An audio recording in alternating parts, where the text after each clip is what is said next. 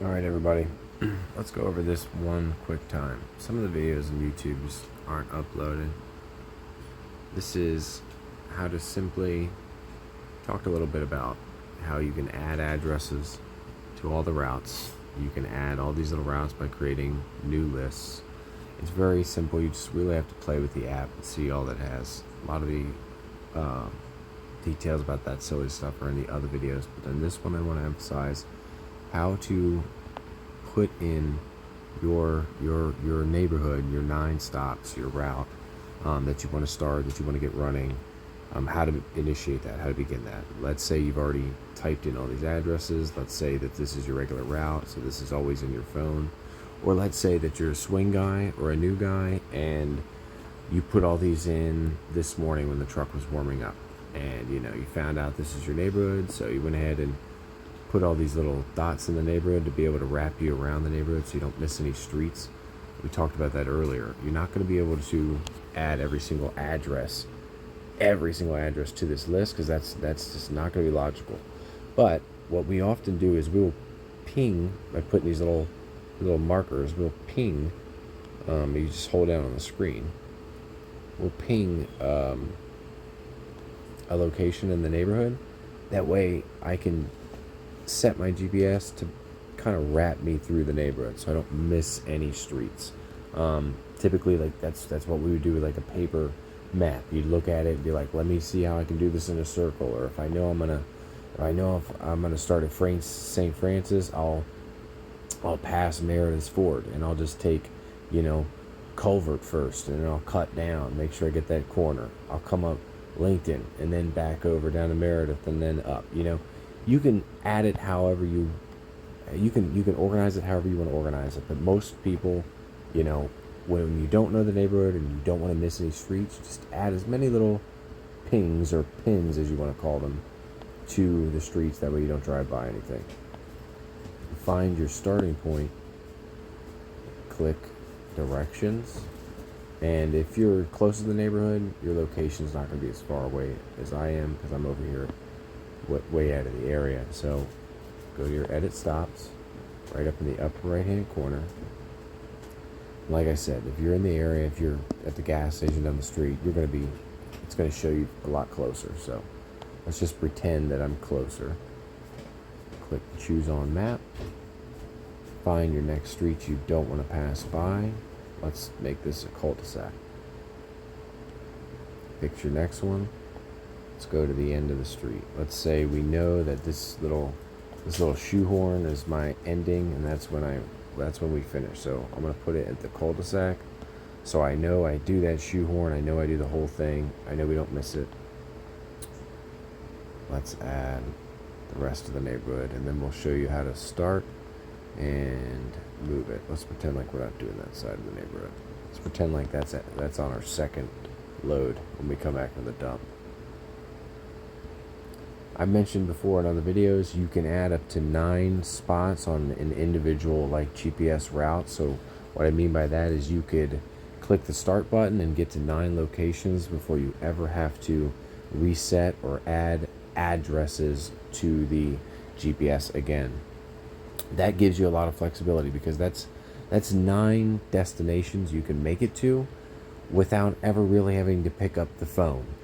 Sometimes there is a factor where, like I mentioned in another video, if there's like a blocked stop, you might need to click off the next location by clicking the X button in the lower left hand corner while you're running the route, and it'll give you an option. It'll say remove next stop, or it'll say exit navigation. And what happens at that point is, I'll show you. You lower left hand corner X button. There it is. Remove next stop or exit navigation.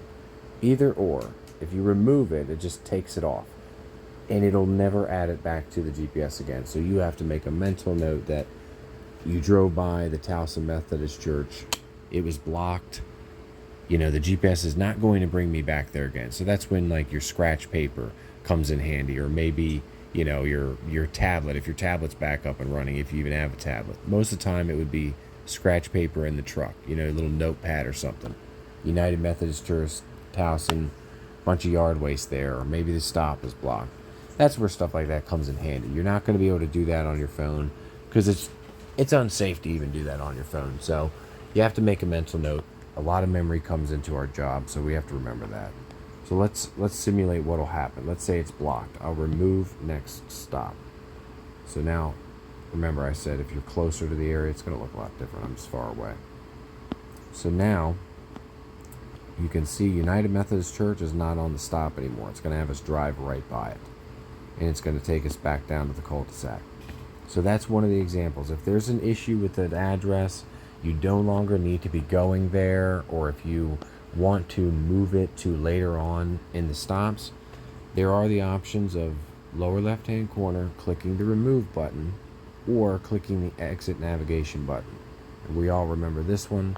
This is where we can come back to the upper right-hand corner, click edit stops, and then I can go and figure out, hey, this cul-de-sac's getting the pavement done. So I'm gonna scroll up here and take A, and I'm gonna get rid of it. Or let's say this cul-de-sac's ugly, and I'll come back after I do C and B. Let's say they're moving their cars, so I'll just move it by touching the little black bars on the right hand corner next to each address. You can move the stops in any order you'd like. So that helps you organize it. But you have to remember, you're not going to be doing that while you're driving. That's if you're let's say parked at a dead end of the street, or maybe you guys are at the gas station. Maybe you're at the dump and the next neighborhood's a little funky because you passed by it earlier and you could visualize it. That's when you go to organize the stops. Organizing the stops really is not an active driving process. It's just one of the details that allows you to be innovative on the map in case you see something ahead of time, or in case you have a location to actually pull your parking brake to get organized. Because the work tablet's not always user friendly. I've had work tablets where our software was great, where I could type in the physical sequence number that I wanted to move that stop to, and it would send it away, and it would put it in order for me. I've also had the other work tablets where I had to drag the stop over and physically hold it underneath, kind of like we're doing here in this situation where we're moving the stops around. I've had both. Both are a pain in the butt to deal with regardless, so having a backup option on the phone is always a preference, because Lord knows that tablet's not going to work one day. Alright, so we simulated what it was like to remove it again, and I wanted to at least show you what it was like to leave a neighborhood and get going to a dump location. Our dump location's up here. And remember, in the other videos we've showed that we can add dump locations to the lists. So that's what it would look like. We started our route. Remember, if we're closer to the neighborhood, it's not going to show that we're so far away. And remember, we're going to drive right by United Methodist Church. Let's say we parked there and then we figured it out. Let's say we knew. We moved on with the rest of the neighborhood. We're scrolling down, going to our next stop. Remember, those cul-de-sacs we organized because we saw they were issues earlier. So we'll just run it in that sequence. Once we're done with that area, let's see how many stops we have on here.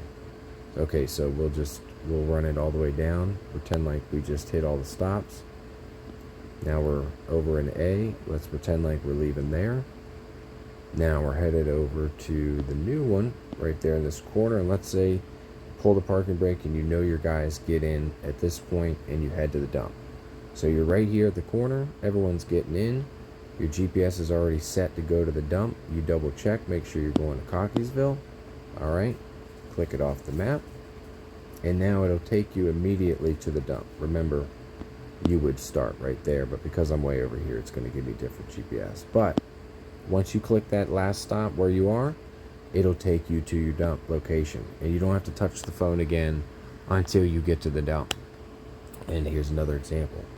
What I like to do is I like to add the yard location before I ever even leave to go to the dump, or the metro location, depending on if you got to drop the guys off. Maybe you drop the guys off before you go to the dump. So you want to remember to add those specific locations depending on what your game plan is. If the guys get out somewhere on the route, then you don't have to worry about taking them to the metro. Or if they always go with you to the dump and then you just go to the metro after, just remember what you're putting into the phone. Remember, talk with your guys, communicate with the guys.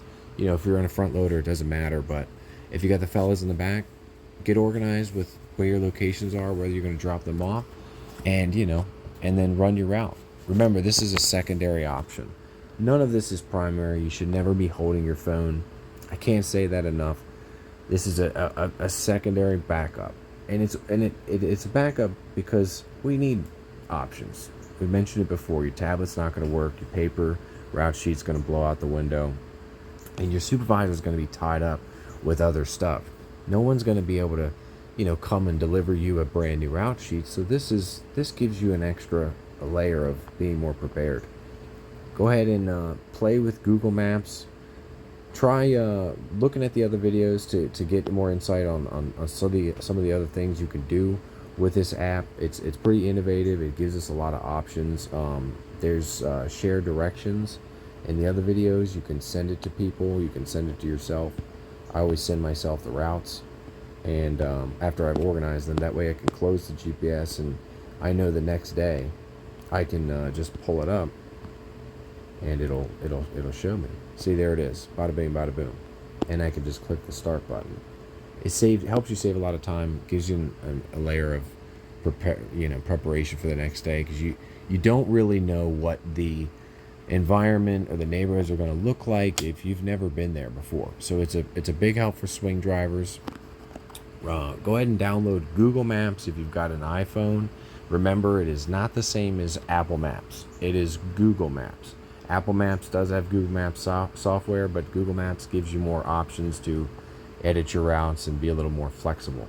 So go ahead and watch the other videos and play with Google Maps and see what you think. Comment with any questions, and we'll try to get anything worked out.